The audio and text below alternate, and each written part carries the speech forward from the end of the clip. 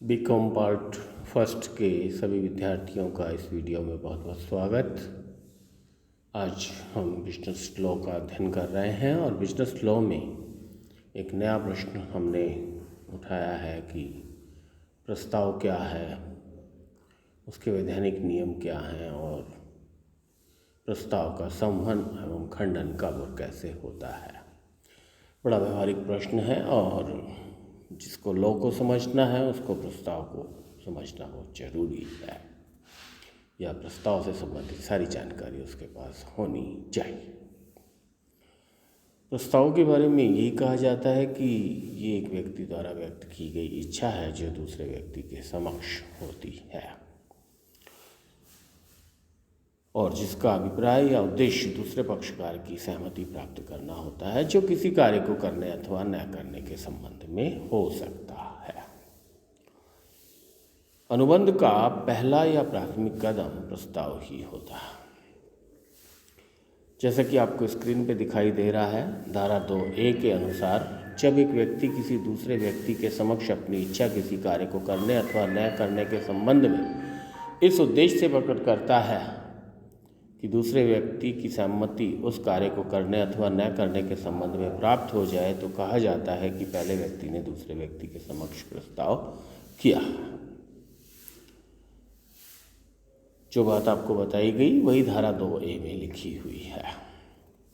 प्रस्ताव स्वीकार हो जाने के बाद प्रस्तावक को वचनदाता और स्वीकार करने वाले को वचनग्राहिता कहते हैं। यह बात भी हमें समझ लेनी चाहिए। एक टेक्निकल वर्ड यूज किया गया है इनके लिए।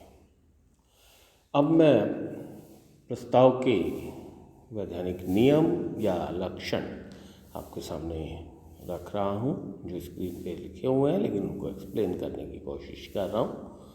पहला, कम से कम 2 पक्षकार, अर्थात प्रस्ताव किसके सामने हो तो दूसरा पक्षकार होना चाहिए, चाहे वो विक्रेता के रूप में हो, चाहे क्रेता के रूप में हो, चाहे वो मकान मालिक के रूप में हो, चाहे किराएदार के रूप में हो, या किसी अन्य प्रकार से। लेकिन एक अकेला व्यक्ति अपने स्वयं के समक्ष प्रस्ताव नहीं रख सकता, दूसरा पक्षकार अवश्य होना चाहिए।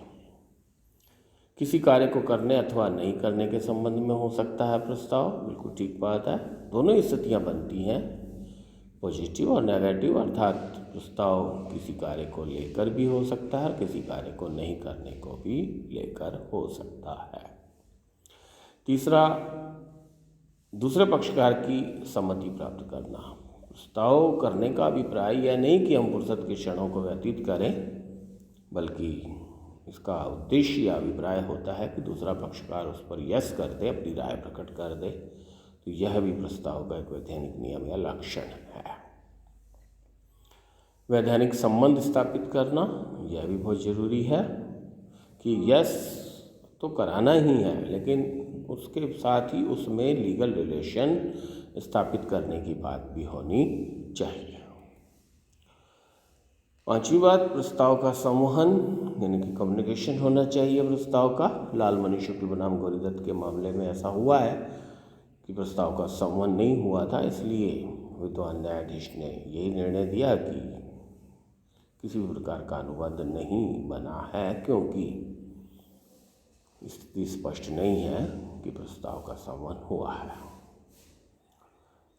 संवहन का तात्पर्य जानकारी में आने से, अर्थात प्रस्ताव स्वीकर्ता की जानकारी में आना चाहिए। थोड़ा विस्तार से मैं आपको अभी अलग से भी बताने का प्रयास करूँगा।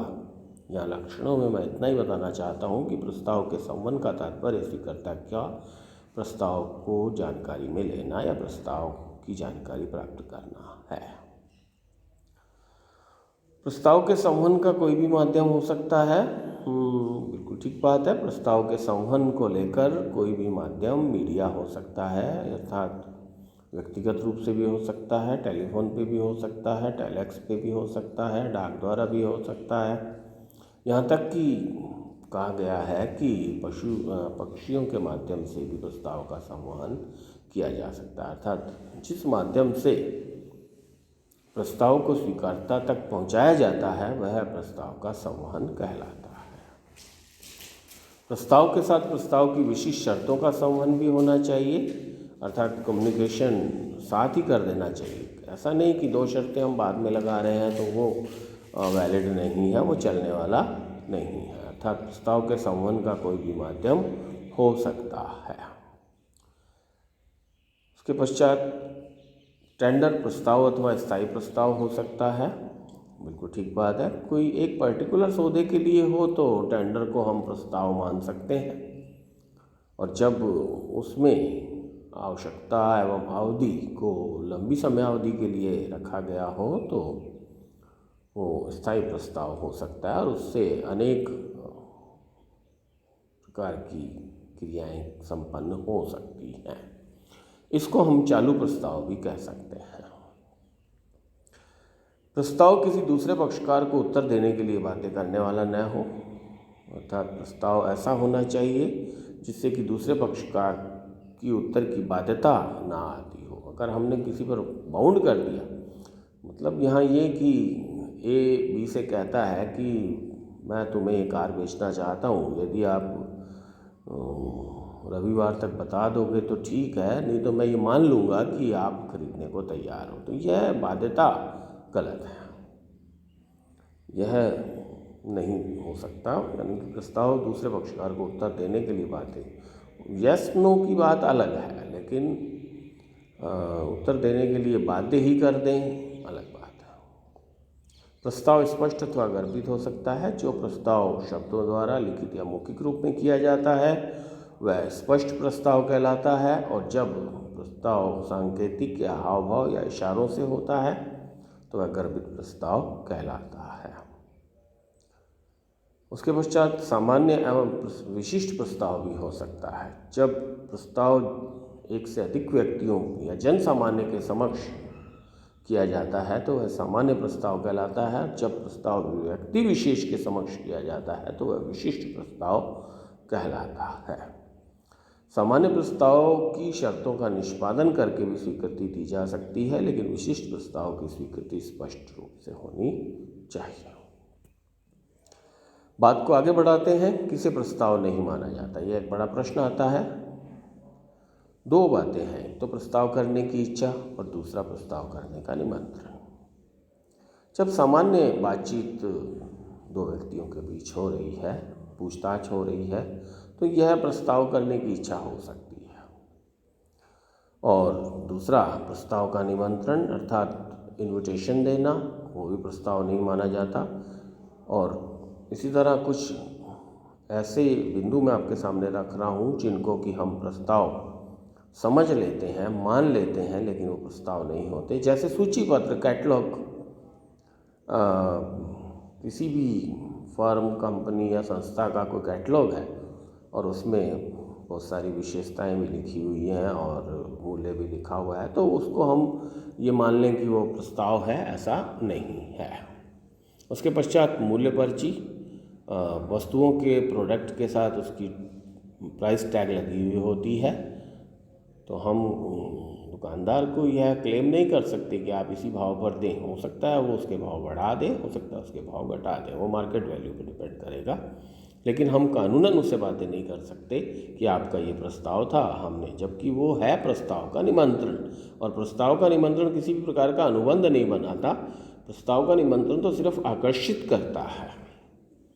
उसके पश्चात मेन्यू कार्ड, जहाँ हम कहीं होटल में, ढाबे में खाना खाने जाते हैं तो वो मेन्यू कार्ड आपको दिखता है, वो मेन्यू कार्ड भी प्रस्ताव का निमंत्रण है। अंतर आ सकता है दरों में। विक्रय विज्ञापन, सेल्स एडवर्टाइजमेंट, यह भी प्रस्ताव का निमंत्रण है।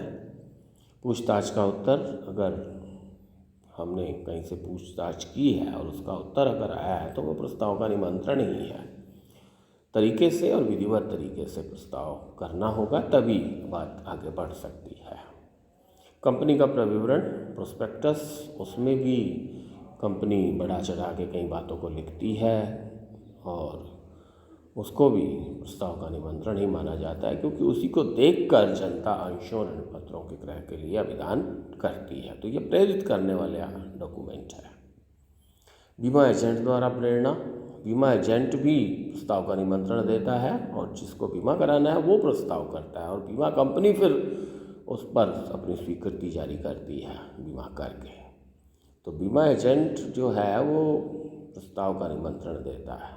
लोक वाहक की समय सारणी अर्थात जो बसों का टाइम टेबल है, ट्रेन्स का टाइम टेबल है, वह भी प्रस्ताव का निमंत्रण ही होता है। जरूरी नहीं होता कि उस समय पर ट्रेन आए और उस पर हम संबंधित लोक वाहक को बातें कर सकें कि आप देरी से हैं या आप नहीं पहुँचे, ऐसा ठीक नहीं है। अब मैं आपको बताना चाहता हूँ, जिसका जिक्र मैंने पहले भी किया था, कि प्रस्ताव का संवहन।